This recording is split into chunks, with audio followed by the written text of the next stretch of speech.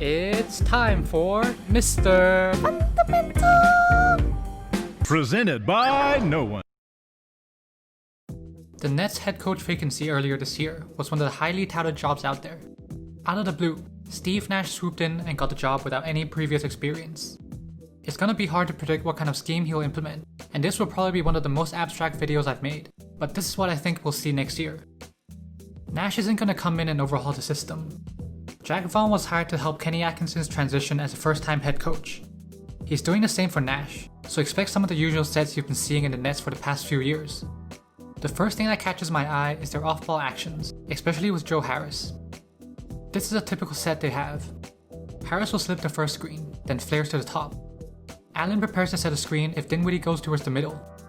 That first slip by Harris is already enough to create openings, and Dinwiddie loses his defender, but just misses the jumper. Look how fast this pin down for Harris materializes, and he knocks down the 3 despite the contest. Looking back at this, see how the pass came at the right time, and Brown is still behind Harris, which is why he took the 3. While KD and Kyrie might not pull the trigger on this possession, a drive will force the Tice help, leaving no weak side defender to attack the Allen roll. First they screen the ball handler, then instantly screen for Harris. While that was contained well, that occupied McGee on the other side, and he's unaware of this pin down action. You know KD isn't going to miss these shots when he's that wide open. It doesn't have to be Harris, since Chandler is the one flaring here. The Lakers decides to switch, but AD is stepping up to take on Dinwiddie. Dinwiddie now has the option to go baseline or use a screen, but chooses the former since AD is stepping up. The blow-by gets Dinwiddie past one of the league's best defender, and slams it home. All this action is just to make the game easier for each other. Harris curls around the Allen screen, creating their first scoring option on the cut. The Celtics late switch, and that creates 2 mismatches. I mean, they can now attack the Cantor mismatch if Kyrie was the one cutting here. They hit Allen out on top, and start with their off-ball actions again. Dinwiddie could sprint to the handoff and attack downhill, or use the Prince back screen for the cut. Dinwiddie could screen for Prince, who'll come around for the handoff. They opt for the double pin down for Harris, and the Celtics didn't hear Cantor calling out the switch. Harris would have been wide open if Allen didn't drive. Now it's up in the air whether Nash will keep these actions, but after working as a consultant for the Warriors, it seems pretty likely. The Warriors have been running some similar actions. See how D'Lo has some similar choices, like screen into handoff or cut back door. This triggers the Knicks action where their back screener gets the pin down and makes his defender pay for going under the screen. Of course, we can't forget about those low post splits. The Warriors weren't good last year, but their system still works with respectable shooters and scorers, and the Nets have plenty of star power returning. Comparing the Nets and Warriors playstyle, they're actually pretty similar. I mean, I haven't compared these numbers to other teams, and a few percentage could be a big difference, but at least the eye test does support that. The main commonality is how often they would let the big initiate their sets, either through handoffs or make the correct reads after some off-ball actions. This puts a lot of pressure on the defensive big. The low post split was part of the Nets offense as well. Here, Jordan gets in the post, Harris sets an extra back screen to get his defender trailing, then sprints towards his screen. The defense recovers well, but there are openings and mismatches all around. A big gets switched into a wing. Harris could get a quick corner 3. 2 defenders rotated towards him, leaving a shooter open on the weak side. The defense somehow recovers again, but all they need is a recovering defender, and LeVert gets into the lane for the awkward floater. Jordan catches it at the elbow, and see how Parker is sagging off him. Now Harris could sprint towards the handoff for a good look from deep if Jordan sets a screen. Harris decides to cut back door, and even a sagging Parker couldn't contain this.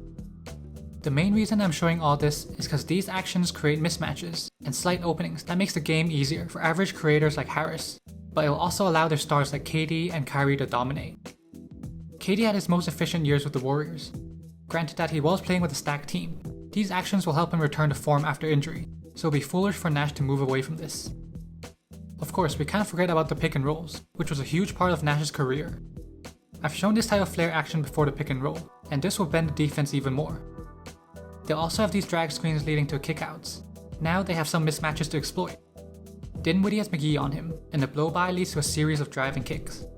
In the end, all this leads to a wide open triple on the weak side. I guess pick and rolls are pretty straightforward. As long as Kyrie and KD are involved, even those without much action would still be effective enough. Now here comes the problem. Deciding and implementing what scheme is one thing, but players' willingness to execute it is another. Kyrie hasn't exactly been the easiest player to get through to. He was already good during his Cavs days with some stagnant offense. When he got traded to the Celtics, everyone was excited, because Stevens have these schemes that maximizes guards like Isaiah Thomas. Well, the Celtics lost a lot of the movement and action during his tenure. And it was not completely on him, but he didn't help with the issue with his tendency to isolate. When he joined the Nets, I pointed out the same thing before the season, but last year was a small sample size. Kyrie will benefit from the actions I've shown before, but whether he's willing to let these sets play out or become part of those off-ball action is going to come down to Nash's ability to get through to him. Moving on to the other end of the floor, this is where the picture gets a little clearer. Nash has been pretty outspoken about his focus on defense and mentioned that Vaughn implemented some things during the bubble that he would like to keep.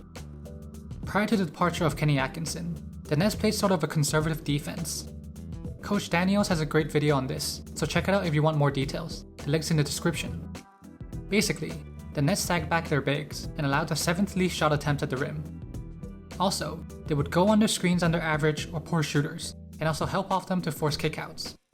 It's pretty standard stuff, and they build a top 10 defense through that. The problem is that this won't work in the playoffs. We saw how the Magic stole a game in that Bucks series with a surprising shooting performance.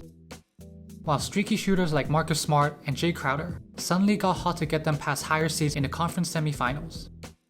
This is why Nash has been focusing on defense, and Vaughn started to adjust their schemes during the bubble with more switching and hedging. As you can see from all these clips, it wasn't pretty. Allen switches onto the perimeter, and the Nets try to pre-switch. Players are late, and they gave up the open 3. The Nets even trotted out zone defense, and it worked well against the Bucks, even though they were already firmly in the playoff race, but it shows flexibility and that they're capable of adapting, which is necessary in the NBA. They still have a lot of stuff to iron out, and it didn't help that they added God knows how many players to fill their bubble roster. With a switch-heavy defensive scheme, it could lead to more turnovers, and allow the Nets to play with more pace, which is something Nash wants. Here's a LeBron and AD pick and roll. The Nets switch, and LeBron picked up his dribble, looking for the AD mismatch. The offense stagnates, and turns to a KCP isolation, leading to a turnover. Same thing here. The Lakers got the switch, and their offense stops running because they want to attack the mismatch. With the Nets at full strength, you can imagine someone like KD, Prince, or LeVert pre-switching to prevent mismatches. It didn't matter here, since Allen intercepts the post entry. It's pretty rare for first-time head coaches to succeed right away in the NBA, and even more rare for them to instantly lead a team with championship aspirations. Nash flaming out could be a real possibility, but being great friends with the best player on the team gives him a much better shot of sticking around. As for Kyrie, the likes of Stevens and Atkinson couldn't convince him to become a part of their schemes, or keep their voice in the locker room respectively. This hiring is a bet on Nash's career and pedigree could lead to an alternative outcome. Thanks for making it to the end of the video. These are just my thoughts on what to expect from the Nets under Nash. Let me know what schemes you guys think Nash will use in his first year as the Nets head coach, and how far this Nets team could go next year. Remember to drop a like rating down below, subscribe if you're new, and I'll see you guys next time.